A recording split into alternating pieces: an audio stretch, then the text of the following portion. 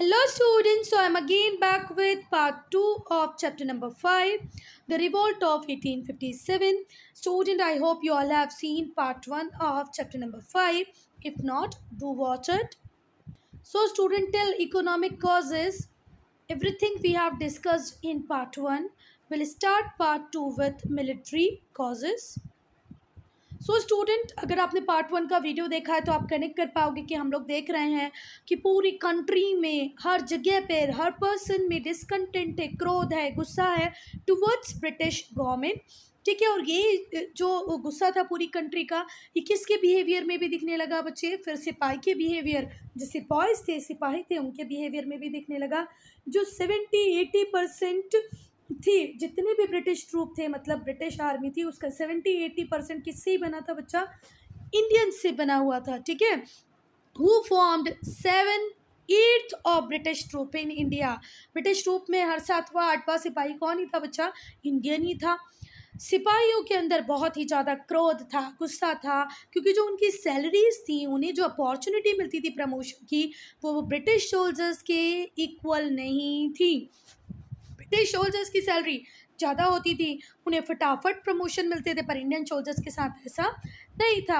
Even the special allowance that was given to them when they were went to war was discontinued. बच्चा, पहले ऐसे होता था, Britishers ने शुरुआत में अगर वो किसी इंडियन सोल्जर को कहीं पर वॉर के लिए भेजते थे तो उन्हें एक स्पेशल अलाउंस देते थे। अब उसे भी डिसकंटिन्यू कर दिया, उसे भी बंद कर दिया। बिसाइड्स दिस द सिपाही रिसेंटेड, इसके अलावा सिपाहियों की एक और परेशानी थी कि ये जो ब्रिटिश रेगुलेशंस थे कि भैया आपको दाढ़ी नहीं रखनी है, banning beard and the use of caste mark, कोई भी आपकी बॉडी पे कास्ट मार्क नहीं दिखना चाहिए, कोई आपने ताबीज़ वगैरह नहीं पहना होना चाहिए, कोई बियर्ड, कोई दाढ़ी आपकी नहीं होनी चाहिए। जो टर्बन्स थी, पगड़ियाँ हुआ करती थी, उनको लेदर कैप से रिप्लेस कर दिया गया। तो ये सारी चीज़ें भी सिपाहियों को अच्छी नहीं लग रही थी। बहुत सारे सिपाही रिवोल्ट पहले भी हुए बेटा, 1857 में तो फाइनल हुआ, पर 1857 के पहले भी बहुत सारे रिवोल्ट हुए, जिसमें था वेल्लोर का रिवोल्ट जो 1806 में हुआ था। वो इन्हीं सब रेगुलेशन के अगेंस्ट में था। तो कि हमें क्यों बियर्ड नहीं रखने दी जा रही, क्यों हमें टर्बन पहनने नहीं दिया जा रहा, क्यों हम कोई रिलीजियस साइन नहीं शो कर सकते। Many sipahi also resented having to cross the sea. बेटा पहले ऐसी मान्यता थी कि अगर आप समुद्र को, सी को क्रॉस करोगे तो आपका धर्म परिवर्तन हो जाएगा, आपका धर्म भ्रष्ट हो जाएगा। तो बहुत सारे जो लोग थे, हमारे इंडियन सिपाही थे, वो इस सोशल ताबू का क्या नहीं, वायलेशन नहीं करना चाहते थे, वो सी क्रॉस नहीं करना चाहते थे, पर ब्रिटिशर्स उन्हें वॉर फाइट करने के लिए सी क्रॉस भेज देते थे। तो इसको भी रिसेंट, इसके लिए भी मना कर रहे थे कौन? Indian soldiers. In 1824, the sepoy at Barakpur revolted against an order to go Burma by sea. भैया बराकपुर में एक सिपाही था जिसने 1824 में बिल्कुल मना कर दिया, रिवोल्ट कर दिया, विद्रोह कर दिया कि मैं बर्मा नहीं जाऊंगा, बर्मा नहीं जाऊंगा। बर्मा बोले तो म्यांमार, म्यांमार, म्यांमार का पहले वाला नाम है बर्मा। तो उसने बोला भैया मैं सी रूट से बर्मा बिल्कुल भी नहीं जाऊंगा। कब बोला उसने? 1824 में बोला। फिर 1856 में एक और नया काम हुआ, वो था जनरल सर्विस एनलिस्टमेंट एक्ट। 1856 में क्या आ गया? जनरल सर्विस एनलिस्टमेंट एक्ट, जिसने कंपलसरी कर दिया कि आपको फार लैंड तक जाना ही पड़ेगा, इंडिया छोड़ के बाहर हमारे लिए लड़ाई करनी ही पड़ेगी, और सी को तो क्रॉस करना ही पड़ेगा, ये बिल्कुल कंपलसरी है। 1856 में आया general service enlistment act, general service enlistment act, जिसके अकॉर्डिंग सिपाही के लिए कंपलसरी हो गया कि उसको सी क्रॉस करना ही पड़ेगा, ट्रेवल सी में करना ही पड़ेगा। To travel beyond India's frontier, India की फ्रंटियर्स, इंडिया की बाउंड्री के बाहर भी जाना पड़ेगा और सी भी क्रॉस करना पड़ेगा। चलो, तो हम 4 कॉज पढ़ चुके हैं। पॉलिटिकल कॉजेज़ पढ़ लिए, सोशल कॉजेज़ पढ़ लिए, और पॉलिटिकल कॉजेज़ भी पढ़ लिए, मिलिट्री कॉजेज़ भी पढ़ लिए। अब इन चारों के बाद, ये 4 तो कॉज थे ही, एक फाइनल कॉज था जिसे हम बोलते हैं इमीडिएट कॉज, कि भाई लड़ाई किस ट्रिगरिंग पॉइंट से स्टार्ट हुई, तो वो थी एनफील्ड राइफल। क्या थी बच्चियों? Enfield rifle. 1856 में कंपनी की जो आर्मी थी उसके लिए क्या आई बच्चा, एनफील्ड राइफल। कंपनी ने एक नई राइफल इंट्रोड्यूस की जिसका नाम था एनफील्ड राइफल। जो कार्टेज उसमें यूज़ होती थी, उस राइफल में जो कार्टेज यूज़ होती थी, हैड अ ग्रीस्ड कैप। उसका जो कैप था वो ग्रीस था। ठीक है, मैं दिखाती हूँ आपको, एक मिनट। तो स्टूडेंट कुछ इस तरीके की होती थी एनफील्ड राइफल। कैसी होती थी, इस तरीके की होती थी आपकी एनफील्ड राइफल। ठीक है, और इसमें यहाँ से कार्टिजेस डाले जाते थे जिनको मुंह से काटना पड़ता था बेटा, मुंह से छीलना पड़ता था। ठीक है, तो जो इसकी कार्टेज होती थी उसके ऊपर जो कैप होता था वो ग्रीस्ड होता था, which had to be bitten off before use, जिसको पहले काटना पड़ता था, मुंह से छीलना पड़ता था यूज़ करने के पहले। अब बच्चा, हिंदू और मुस्लिम दोनों ही सिपाही इससे बहुत अलार्म थे, क्योंकि उनका बिलीव था कि ये जो ग्रीसिंग है, ये ग्रीसिंग किससे की गई है बच्चा, किससे की गई है, फैट से। और वो फैट किसका है, काऊ और पिग का। ठीक है, वो जो जिस पार्ट को मुंह से खाना पड़ता था बच्चा, बाइट करना पड़ता था, उसके ऊपर जो ग्रीसिंग थी वो ग्रीसिंग किसकी थी, काऊ और पिग फैट की थी, which their respective religion forbid to eat. बच्चा, हम हिंदू धर्म की बात करें तो गाय माता है हमारी, जिसको तो हम खा नहीं सकते। और बच्चा, मुस्लिम्स के लिए पिग बहुत ज़्यादा नापाक है, वो तो इसका नाम भी लेना पसंद नहीं करते। तो ये जो बात थी, ये दोनों के ही, हिंदू और मुस्लिम दोनों के ही रिलीजियस सेंटीमेंट को हर्ट कर रही थी, और दोनों के ही रिस्पेक्टिव रिलीजन्स में फॉरबिड था इनको ईट करना।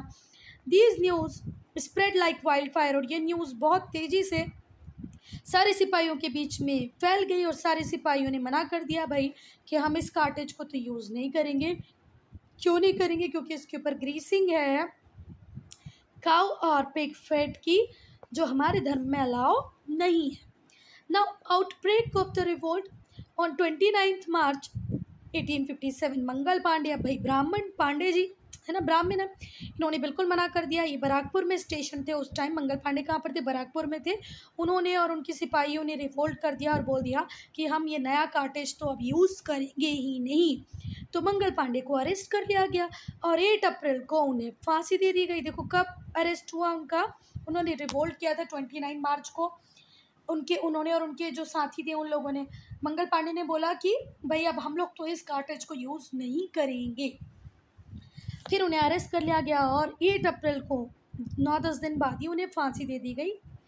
A month after his execution, उनके एक्सिक्यूशन के बाद ही कुछ जो सिपाही थे मेरठ के, उन्होंने भी मना कर दिया कि हम भी इस न्यू राइफ़ल का यूज़ नहीं करेंगे, आपको जो करना है भैया कर लो, हम इस राइफ़ल का यूज़ नहीं करेंगे।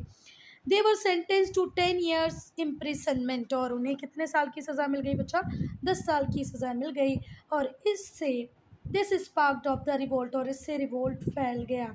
आई बात समझ में, तो क्या क्या हुआ बच्चा, क्योंकि एनफील्ड राइफल जो थी उसके ऊपर ग्रीसिंग थी किसकी, काऊ एंड पिग फैट की, है ना, उसका जो कारतूस था जो उसमें डलता था, उस कारतूस के ऊपर ग्रीसिंग थी किसकी, काऊ एंड पिग फैट की। एनफील्ड राइफल के ऊपर नहीं थी, राइफल जो बंदूक के ऊपर नहीं थी बच्चा, ये जो यहाँ से उसमें वो डलता था कारतूस, उसके अंदर ग्रीसिंग थी, जिसको बाइट ऑफ चबाना पड़ता था लॉन्च करने के पहले। तो मना कर दिया, हम नहीं करेंगे। मंगल पांडे ने ओपन रिवोल्ट कर दिया उन्हें। 29 मार्च को अरेस्ट करने के बाद 8 अप्रैल को उनको फिर हैंग कर दिया। और जो फिर दूसरे लोग जो मेरठ के थे उन्होंने भी बोल दिया हम इसको यूज़ नहीं करेंगे, तो उन्हें 10 साल की सज़ा दे दी गई। अब हम देखेंगे revolt at Delhi at the end of Mughal empire. 10 मई 1857 को जो सिपाही थे मेरठ के, वो मार्च करते हुए चलते चलते कहाँ पहुँचे, जेल। वहाँ पर उन्होंने उनके जितने भी कलीग थे उन सबको फ्री करवाया। अभी हमने देखा था ना, कुछ कलीग्स को उनके 10 साल की सज़ा मिल गई थी, उनको तो फ्री करा दिया। फिर जितने भी वहाँ पर ब्रिटिश ऑफिसर्स थे उनको उनका मसाकत किया, उनको मार दिया। नेक्स्ट मॉर्निंग वो दिल्ली पहुँच गए, वहाँ पर लोकल सिपाहियों ने उन्हें ज्वाइन कर लिया।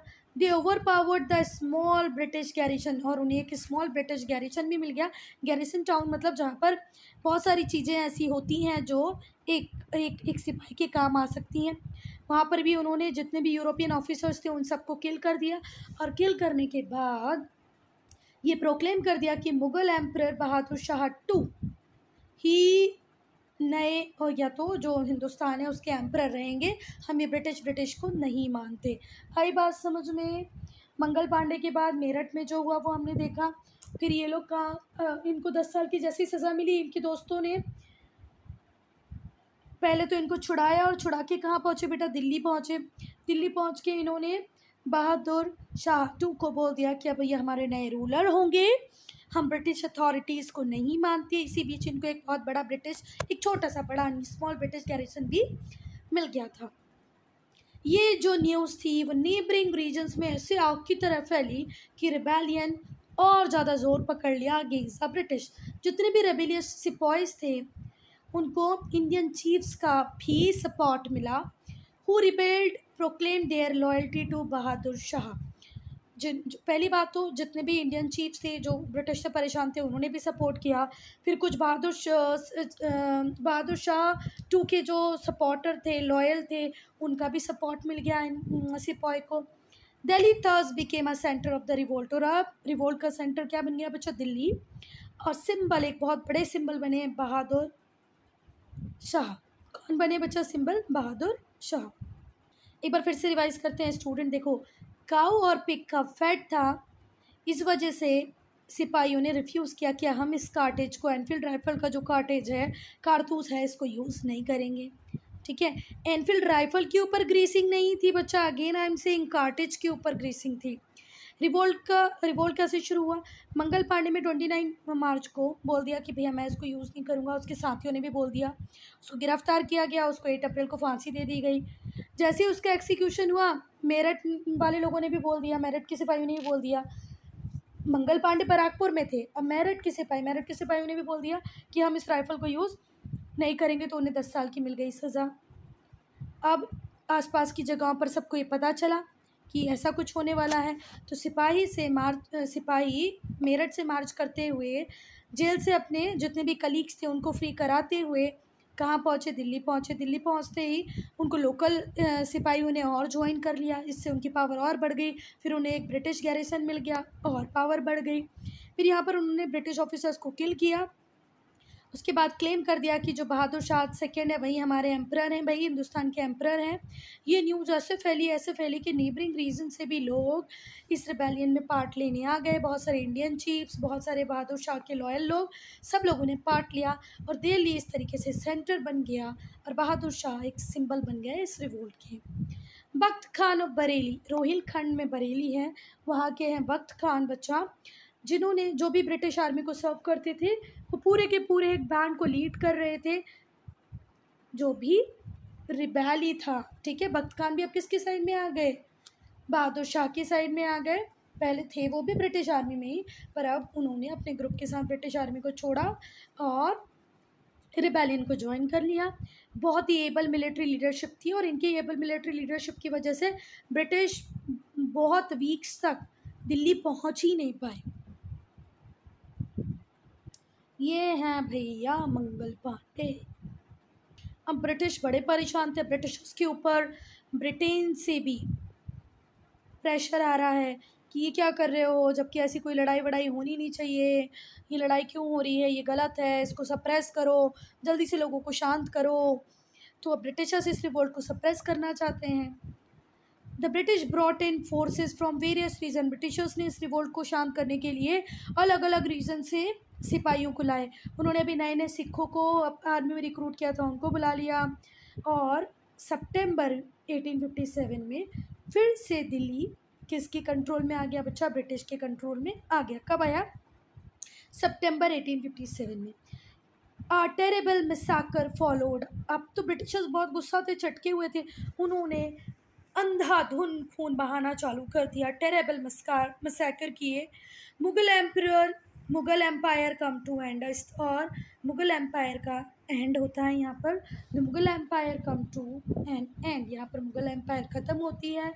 बहादुर शाह को कैप्चर कर लिया जाता है, पकड़ लिया जाता है और बोला जाता है कि इन सब के लिए आप ही जिम्मेदार हो। Found guilty, deported to Rangoon. उन्हें रंगून है म्यांमार में, उन्हें रंगून म्यांमार की जेल में भेज दिया गया जहाँ पर उनकी डेथ हो गई। और उनके जो बेटे थे, 2 बेटे थे, उनको भी शॉट डेड, उनको भी गोली मार के हत्या कर दी। तो क्या सीखा इस पैराग्राफ में क्या ब्रिटिशर्स चाह रहे हैं कि रिवोल्ट को सप्रेस करें। उन्होंने बहुत सारे रीजन से इंडिया के आर्मी बुला ली है, फोर्सेस बुला ली हैं, जिसमें से कि पंजाब से रिक्रूट किए हुए सिख भी थे जो भी आ गए इस रिवोल्ट को सप्रेस करने के लिए। और सितंबर 1857 में ब्रिटिश को एक बड़ी सक्सेस मिली, उन्होंने री ऑक्यूपाई कर लिया दिल्ली को। अब वो रुकने वाले तो थे नहीं, उन्होंने मैसिव लेवल पे यहाँ पर मैसाकर किए। मुग़ल एम्परर को बोला कि भैया आप इन सब के लिए गिल्टी हो, उन्हें डिपोर्ट कर दिया रंगून में, रंगून बोले तो म्यांमार भेज दिया, जहाँ पर उनकी डेथ हुई 1862 में, और उनके 2 बेटों को भी मार डाला। किसने? Britishers. Other centres of revolt, देखो other centres of the revolt की अगर हम बात करें तो रिवोल्ट धीरे धीरे धीरे बहुत सारे रीजन्स में फैल गया। It one the support of disposed nobles landlords, वो नॉबल्स, वो लैंडलॉर्ड्स जिन्हें ब्रिटिशर्स ने परेशान किया था, डिस्पोज कर दिया था, वो आर्टिशन पीजेंट्स जो इन सारी बातों से बहुत ज़्यादा परेशान थे, उन सबका सपोर्ट इस रिबेलियन को मिला। पर बेटा पूरा इंडिया इसमें पार्ट नहीं ले पाया, कुछ पार्ट्स थे जो बिल्कुल अनटच रहे इस रिबेलियन से, जैसे कि पंजाब, राजस्थान, बंगाल, डेक्कन। पंजाब, राजस्थान, बंगाल, डेक्कन, यहाँ पर इस रिवोल्ट का कोई भी इफेक्ट नहीं था, ये अनअफेक्टेड रहे। ठीक है। आफ्टर मेरठ, मेरठ के बाद Delhi, after Meerut and Delhi the revolt spread mainly to Kanpur, Lucknow, Awadh, Jhansi, Gwalior, Bareilly and Arrah, Bihar. देखो मेरठ, दिल्ली के बाद ये रिवोल्ट पहुंचा कानपुर, लखनऊ, उसके बाद फिर झांसी, झांसी के बाद ग्वालियर, ग्वालियर के बाद बरेली और फिर आरा। आरा कहाँ पर है बच्चा? बिहार में। कानपुर, कानपुर में क्या बात थी बच्चा? जो नाना साहेब थे उनके अंदर बहुत ही गुस्सा था, क्योंकि वो क्यों गुस्सा था? क्योंकि वो अडॉप्टेड सन थे बेटा पेशवा बाजीराव के। Led the revolt at Kanpur, तो वो कानपुर से लड़े। आई बात समझ में? नाना साहेब की प्रॉब्लम ये थी कि जो ब्रिटिशर्स थे वो बोलते थे कि नाना साहेब आप अडॉप्टेड सन हो पेशवा बाजीराव के, तो आपको तो भैया हम टेरिटरी ट्रांसफ़र करेंगे नहीं। ठीक है। तो इन्होंने उसके अगेंस्ट में लड़ाई की ब्रिटिशर्स से कि अडॉप्टेड हुआ तो क्या हुआ, मैं मेरे पापा का बेटा तो हूँ, अडॉप्टेड होने से क्या होता है। Tatya Tope and Azimullah Khan led his troop, तो नाना साहेब की हेल्प कौन कर रहे थे? Tatya Tope and Azimullah Khan. In December 1856, the British conquered Kanpur, और 1857 में बचा, दिसंबर 1857 में ब्रिटिशर्स ने कानपुर कैप्चर कर लिया। नाना साहेब फ्लीड टू नेपाल, और नाना साहेब कहाँ भाग गए बच्चा? नेपाल भाग गए। Tatya Tope and Azimullah were later captured and executed. तो बच्चा कानपुर में इस 1857 के रिवोल्ट से कौन डील कर रहा था? नाना साहेब।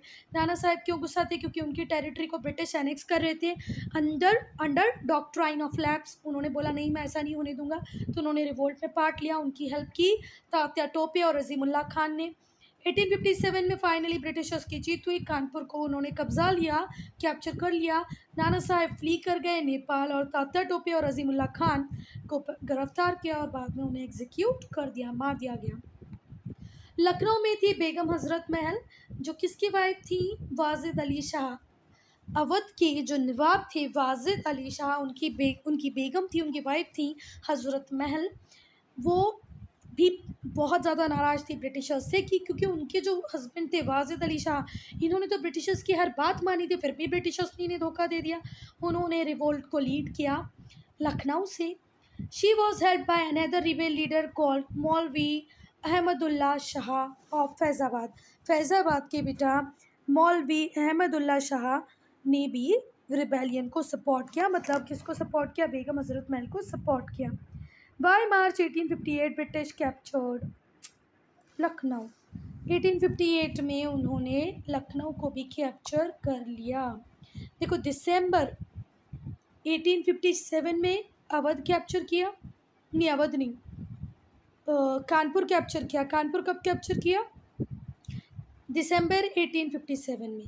फिर लखनऊ कब कैप्चर कर लिया बेटा? मार्च 1858 में। तो बेगम, ये बेगम भी नेपाल चली गई, और मौलवी Ahmadullah continued fighting until he was assassinated. और मौलवी अहमदुल्ला तब तक लड़ते रहे जब तक उनका असैसिनेशन नहीं हो गया, वो मर नहीं गए, तब तक वो लड़ते रहे। फिर आरा में कौन लड़ रहे थे बेटा? आरा में लड़ रहे थे कुंवर सिंह ऑफ जगदीशपुर। जगदीशपुर के कुंवर सिंह फाइट कर रहे थे 1857 के रिवोल्ट में आरा की साइड से। आरा कहाँ पर है बच्चा? वेस्ट बिहार में है। उन्होंने पूरा के पूरा एक रिबेल ग्रुप ऑर्गेनाइज किया सेंट्रल इंडिया में, सेंट्रल इंडिया के बहुत सारे पार्ट से एक पूरा के पूरा रिबेल ग्रुप ऑर्गेनाइज किया, जिसमें सेंट्रल इंडिया से भी लोग आए, उत्तर प्रदेश से भी लोग आए और बिहार से भी। आई बात समझ में? कुंवर सिंह ने जो रिबेल ग्रुप ऑर्गेनाइज किया था उसमें सेंट्रल इंडिया, उत्तर प्रदेश और बिहार के लोग थे। He died of war wounds in April 1858। तो पहले कानपुर गया, फिर लखनऊ गया, फिर आरा भी चला गया और इनको इतनी ज़्यादा जख्म लग गए थे बच्चा वॉर में कि इनकी डेथ हो गई। उसके बाद आता है बरेली। बरेली में थे खान बहादुर खान, वो रिवोल्ट में थे। कहाँ से? बरेली से।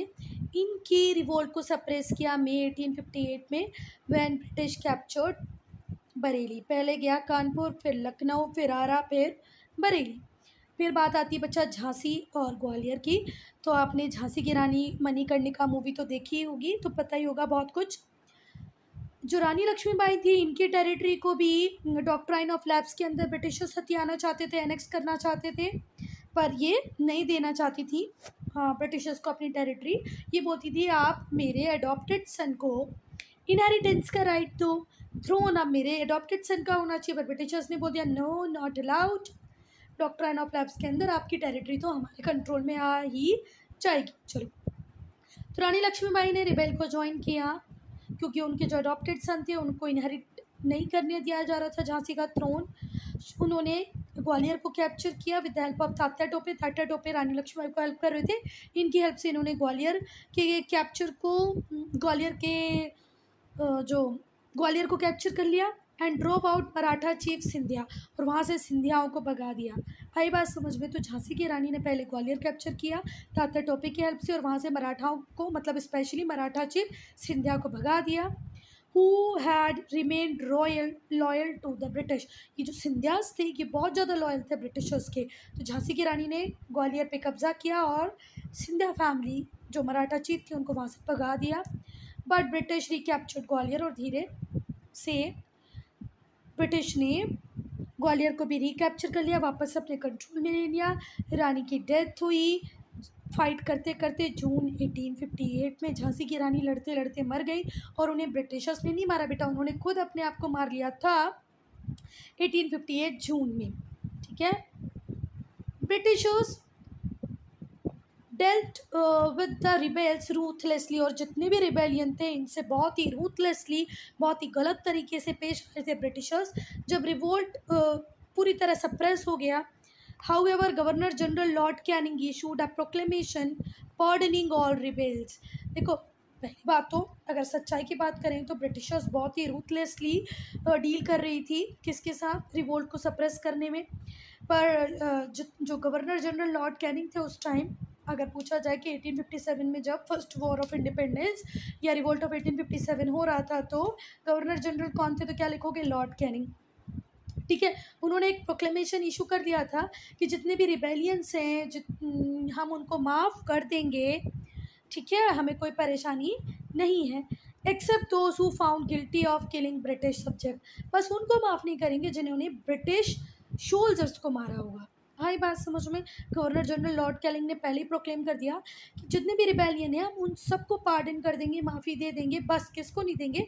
जो कहीं ना कहीं हमें गलत मिल जाए या जिन्होंने कहीं ना कहीं हमारे ब्रिटिश सब्जेक्ट्स का मारा हो, उनको किल किया हो, उनको नहीं माफ़ करेंगे, बाकी हम सबको माफ़ कर देंगे। पर फिर भी बच्चा बहुत रूथलेसली ब्रिटिशर्स डील कर रहे थे इस रिवोल्ट को सप्रेस करने में। रिवोल्ट फेल क्यों हुआ? रिवोल्ट फेल होने के बहुत सारे रीजंस थे। The British had the support of strong government in England. England की स्ट्रॉन्ग गवर्नमेंट ब्रिटिशर्स को सपोर्ट कर रही थी। इनके पास बहुत सारे एडमिनिस्ट्रेटिव सेंटर्स थे इंडिया में जो रेलवे से, रोड से, टेलीग्राफ से वेल कनेक्टेड थे। British also had able general and superior military techniques. देखो, मॉडर्न वॉरफेयर थे, मशीनरीज थी, आर्टिलरीज थी, गन्स थी, एबल जनरल्स थे, टेलीग्राम, रोड, रेलवे से इन सब से वेल कनेक्टेड थे। अच्छा, ये रीज़न रहे कि ये जो रिवोल्ट था वो फेल हो गया। और यहाँ पर एक रीज़न मैं देना चाहूँगी, लैक ऑफ कोऑर्डिनेशन। क्या बच्चा? Lack of coordination. Proper coordination नहीं था किसी के भी बीच में, कोई कॉमन एम नहीं था क्या नहीं था बच्चा? कॉमन एम नहीं है, कोऑर्डिनेशन नहीं था, इसीलिए ये रिवोल्ट फेल हो गया। अगर इसके कॉन्ट्रास्ट में अगर हम बात करें कि भैया उनके पास आर्टिलरीज थी, गन्स थी, अच्छे अच्छे वो थे, कौन लड़ाका मतलब गवर्नर जनरल थे, इंटेलिजेंट थे, ब्रिटिश गवर्नमेंट का सपोर्ट था, पर हमारी जो इंडियन मिलिट्री थी, टेक्निक्स थी, वो आउटडेटेड थे। जो रिबेल लीडर्स थे उनके पास एक्सपीरियंस की कमी थी, कोऑर्डिनेशन नहीं था, वो प्रॉपर कोऑर्डिनेट कंसोलिडेट नहीं कर पाए their gains. They failed to consolidate their gains. Moreover, the rebels got almost no support from British stronghold of Bengal. इन्हें कोई भी किसी से कुछ भी सपोर्ट नहीं मिला, ना बॉम्बे से, ना मद्रास से, ना बंगाल से। अगर ये सब भी खड़े हो जाते मद्रास, बॉम्बे और बंगाल, तो हो सकता और ज़्यादा हम प्रेशर क्रिएट कर पाते ब्रिटिशर्स के पास, पर इन्होंने कुछ भी सपोर्ट नहीं किया यहाँ के लोगों ने। ब्रिटिशर्स ने सारे पॉसिबल प्रिकॉशंस लिए to keep the rebellion people in check. Rebellious people को चेक में रखने के लिए सारे पॉसिबल प्रिकॉशंस किसने लिए? ब्रिटिशर्स ने लिए। कलकत्ता में for example a regiment of armed guard was formed and given full authority to open fire on people suspected of rebellious activity. क्या कॉशस लिए? पहले कॉशस तो पहली तो सावधानी उन्होंने ये ली कि एक रेजिमेंट ही बना दिया आर्म्ड गार्ड से। उन्होंने बोला कि तुम्हें फुल अथॉरिटी है, किसी के ऊपर भी ओपन फायरिंग कर सकते हो, अगर तुम्हें लगे कि ये रिबेलियस एक्टिविटी में है आप उसको तुरंत मार दो। मद्रास में people suspected of spreading the message of rebellion were arrested and deported to Andaman island. मैं क्या बोल रही हूँ बच्चा? हम फेल बहुत सारे। पहली बात तो कुछ तो ब्रिटिशर्स पावरफुल थे, उनके पास अच्छी मिलिट्री थी, कुछ हमारे नेगेटिव्स थे, और उसके बाद भी जो थे कि ब्रिटिशर्स ने प्रॉपर नज़र रख रखी थी। बंगाल में उन्होंने खुली ओपन नहीं, कहाँ पर, एक मिनट, बंगाल में ही कलकत्ता में उन्होंने बिल्कुल ओपन बोल दिया था लोगों को। जो उनके गार्ड्स थे, जो उसने स्पेशली इसके लिए ही अपॉइंट किए थे कि आप ओपन फायरिंग कर देना अगर आपको सस्पेक्ट हो कि रिबेलियस एक्टिविटी में इन्वॉल्व है, मतलब रिवोल्ट में इन्वॉल्व है। तो मद्रास में अगर शक हो जाता उन लोगों का कि भैया ये जो व्यक्ति है ये रिबेलियन के मैसेज को स्प्रेड कर रहा है, उसे तुरंत अरेस्ट करके अंडमान निकोबार आइलैंड डिपोर्ट कर दिया जाता, भेज दिया जाता। The rulers of many Indian princely states remained aloof. और जो इंडियन प्रिंसली स्टेट्स के जो रूलर्स थे वो बिल्कुल अलग सलग रहे, क्योंकि उनको तो जो चाहिए था वो ब्रिटिश गवर्नमेंट दे रही थी, तो उनको लगा कौन लड़ाई करे।